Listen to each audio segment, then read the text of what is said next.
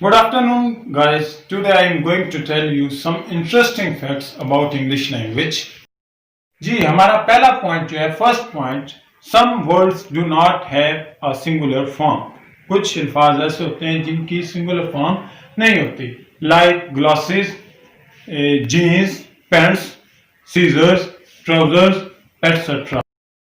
Students, हमारा जो अगला पॉइंट है वो है English is called the language of skies. English is called the language of skies. इसका क्या मतलब है कि एरोप्लेन में पूरी दुनिया में इंटरनेशनली जो लैंग्वेज इस्तेमाल होती है, एरोप्लेन में जो कन्वर्सेशन होती है वो इंग्लिश में होती है, इसलिए इसे लैंग्वेज ऑफ द स्काइज कहा जाता है. Our next point is the longest English word that can be spelled without repeating any alphabet is uncopyright.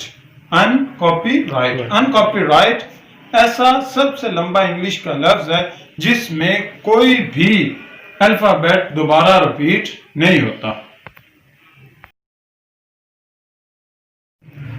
So students, our next point is there are four words: mouth, silver, orange and purple. These words do not have their rhyming words. ये ऐसे अल्फाज हैं जिनके rhymes या rhyming words नहीं होते. वो कौन कौन से अल्फाज हैं जी? Mouth, orange, silver, purple. The letter combination OUGH is pronounced in at least 9 different ways. The letter combination OUGH is pronounced in at least 9 different ways. मतलब OUGH को 9 तरह से प्रोनाउंस किया जाता है.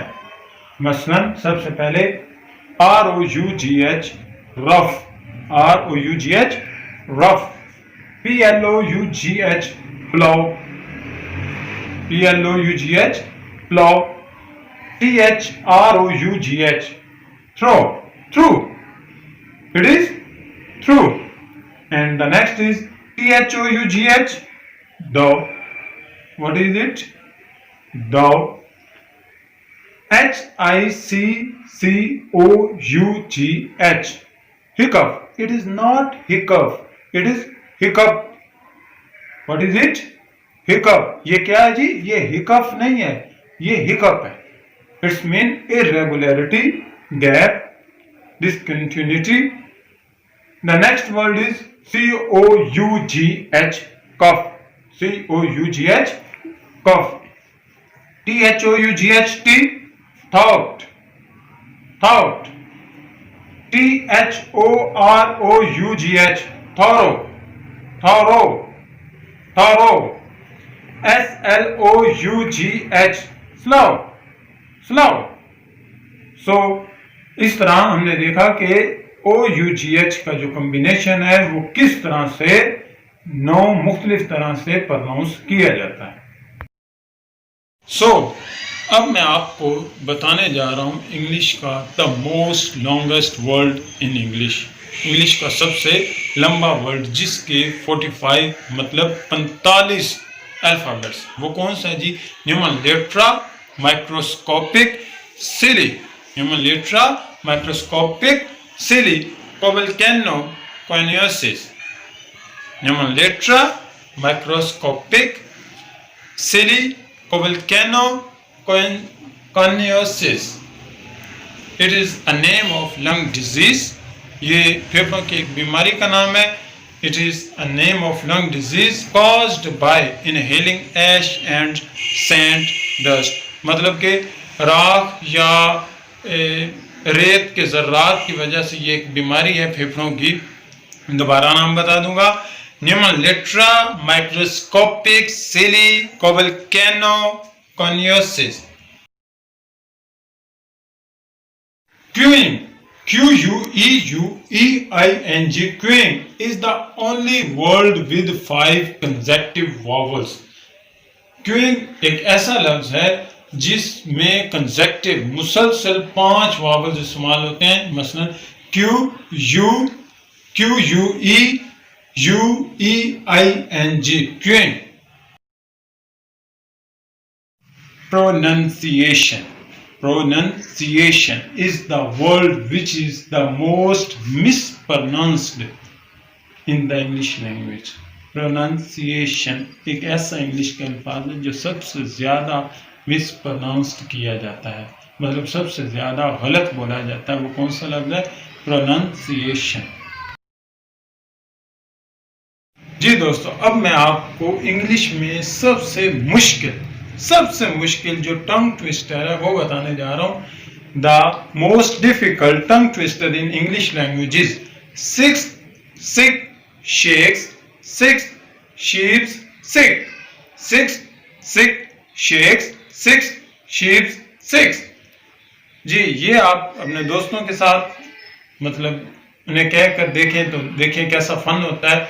So I am telling you again, six sick sheikhs six sheeps सिक।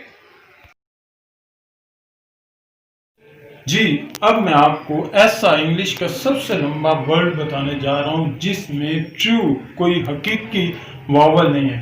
अगरचे उसमें vowel sound तो है लेकिन उसमें कोई वावल लेटर नहीं है। The longest English word without a true vowel is rhythm. क्या लफ्ज है जी? Rhythm. Rhythm is the longest English word without a true vowel letter. Rhythm में वावल साउंड तो है लेकिन उसमें कोई ट्रू वावल लेटर नहीं। Every syllable in English must have a vowel sound. Her English के लफ्ज में जो सिलेबल होते हैं उसमें एक वावल साउंड या वावल जरूर होता है। वावल ना भी हो तो वावल साउंड जरूर होता है। Every syllable in English must have a vowel sound. The hashtag symbol. The hashtag symbol has different names. I mean to say, it has different names like hashtag, pound sign, number sign, etc. Friends, do you know the first English dictionary was written in 1755? सबसे पहले जो English dictionary लिखी गई थी वो 1755 1755 में लिखी गई थी। The word goodbye. The word goodbye actually comes from the old English phrase God be with you. God be with you, जो बाद में goodbye बन गया था। goodbye जो है वो एक इंग्लिश की फ्रेज है, God be with you. God be with you इससे बना है goodbye. So friends, 90% of English text consists of only 1000 words. 90% जो इंग्लिश का टेक्स्ट है वो सिर्फ 1000 वर्ड्स पर मुश्तमिल है। Only 1000 words. English is the official language of 67 countries. English जो है वो 67 मुल्कों की ऑफिशियल दफ्तरी जबान है। 80% of information stored in computers is in English. 80% से ज्यादा जो इंफॉर्मेशन हम कंप्यूटर में स्टोर करते हैं वो इंग्लिश में की जाती है। कितने परसेंट से ज्यादा? 80% से ज्यादा, over 80%. The most common adjective used in English language is good. Good ऐसा एडजेक्टिव है जो इंग्लिश में सबसे ज्यादा आमतौर पर इस्तेमाल किया जाता है। The most commonly used adjective is good. The most commonly used noun is time. Time सबसे ज्यादा इस्तेमाल किया जाने वाला नाउन है। उर्दू में भी हम कहते हैं ना